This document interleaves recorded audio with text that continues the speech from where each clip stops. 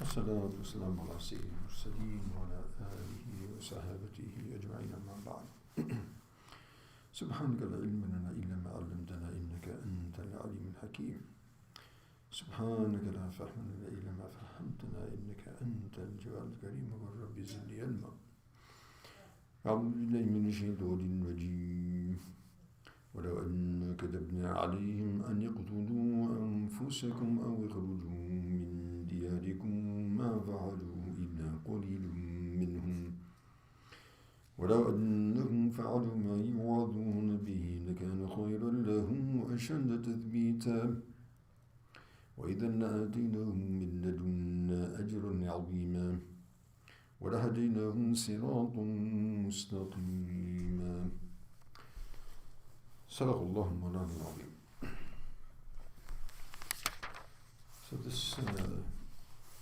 these two ayats are a continuation of the sort of follow-up of the incident that was mentioned earlier, the same concept that the people of nifaq,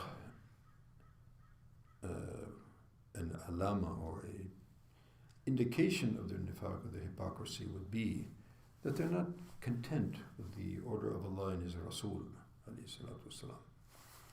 and actually they're seeking their own objectives, and they have their own agenda, and their agenda is not the agenda for which they've been created, which is a life of servitude to Allah and His Rasul. So, submitting to the edict of Rasul and his decisions in any dispute is part and parcel of Iman, as we've mentioned earlier. So Allah subhanahu wa ta'ala goes on to elucidate here that وَلَوْ أَنَّا كَتَبْنَا عَلَيْهِمْ أَنْ يَقْتُلُوا أَنفُسَكُمْ أَوْ يَخْرُجُوا مِنْ دِيَارِكُمْ مَا فَعَلُوا إِلَّا قَلِيلٌ مِّنْهُمْ. And similarly, these people, if they had been given the injunctions, the stern and difficult injunctions which had been given to the former people, as we might remember in Surah Baqarah, those who had worshipped the calf, which was created by the Samari. So the people who didn't were ordered to kill those who did, to execute them. And some of the rights even point to that they were given the person who was of their own relatives. Very tough. And of course they were sent out from their houses. They had to leave from Egypt and go with Musa alayhi salam. They were wandering around in the desert. So had such difficult injunctions. Now these people can't even accept a dispute in some small financial matter, whatever it was. So what about if such type of regulations and orders came from Allah subhanahu wa ta'ala? Of course, مَا فَعَلُوا إِلَّا قَلِيلٌ مِّنْهُمْ. They would never have been able to do that, and they wouldn't have done that, except perhaps a few of them who would not have been from Ahl al-Nifaq, probably. However, وَلَوْ أَنَّهُمْ فَعَلُوا مَا يُوعَظُونَ بِهِ لَكَانَ خَيْرًا لَهُمْ. However, had they actually undertaken and performed what they were ordered to do and admonished to do, then it would have been much better for them. وَأَشَدَّ تَثْبِيتًا, and it would have been much more effective in firming their iman, because iman develops by obedience, and it unravels, and it is corrupted by disobedience. So the more obedience and the more difficult of obedience which is undertaken, then the more firmer and the more strong iman becomes. So had they done so, such would have been the outcome. وَإِذًا لَآتَيْنَاهُمْ مِنْ لَدُنَّا أَجْرًا عَظِيمًا. And had they undertaken and they actually implemented what they were ordered to do, then we would have given them from us, in other words, a special reward that is connected to Allah subhanahu wa ta'ala, that has a magnanimity and a value that only Allah subhanahu wa ta'ala can give. مِنْ لَدُنَّا أَجْرًا عَظِيمًا, a very magnanimous reward. وَلَهَدَيْنَاهُمْ صِرَاطًا مُسْتَقِيمًا, and we would have given them, we would have guided them to a very straight path. And it's mentioned that there's also some narrations that also elucidate that in the background what was something going on that would have perhaps also these ayats allude to. It's mentioned that the Jews, some of them said, and they were chiding these munafiqs, that look at these fellows, they claim to be Muslims, and they can't accept and they cannot submit to the judgment of their prophet, whereas we were ordered to kill our own, family members who were disobedient, and we were ordered leave out of Egypt? He said, look at these.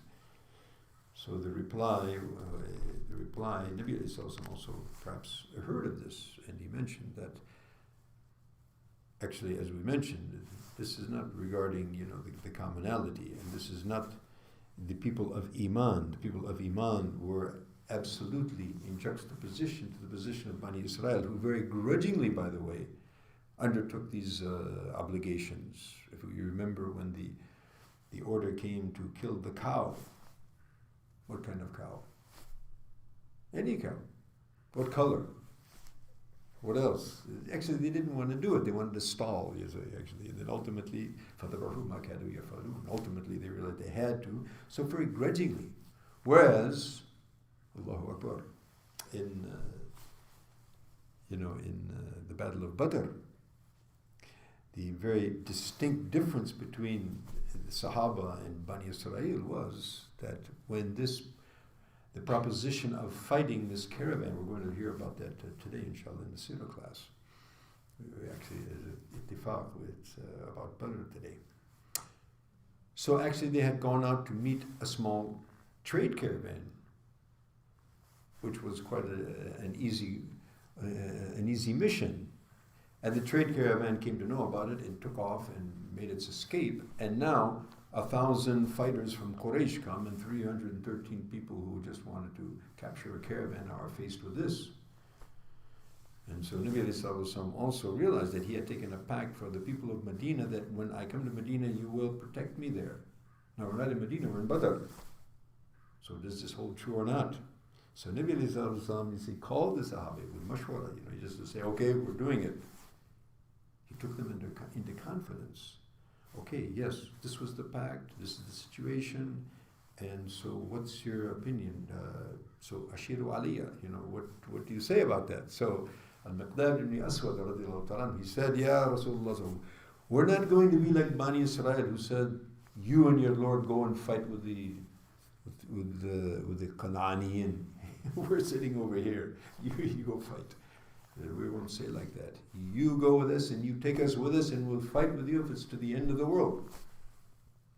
So Nabi Sallallahu was very elated by this response from Sahaba. And so, also he mentions in this context that from my ummah are people whose iman are like mountains.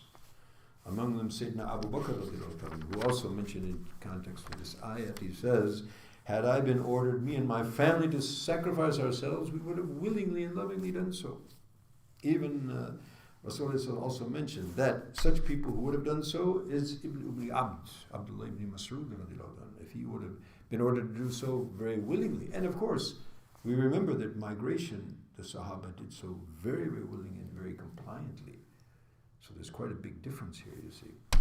And so we can expect for the Sahaba radiallahu ta'ala anhum all of those great benefits that are mentioned in the ayat, and the ayat, ensuing ayat, also is a continuation of that concept and that theme, which we'll hear about tomorrow, inshallah. Subhanahu wa bihamdika, nashhadu an la ilaha illa anta, astaghfiruka wa atubu ilayk. Wassalamu alaikum.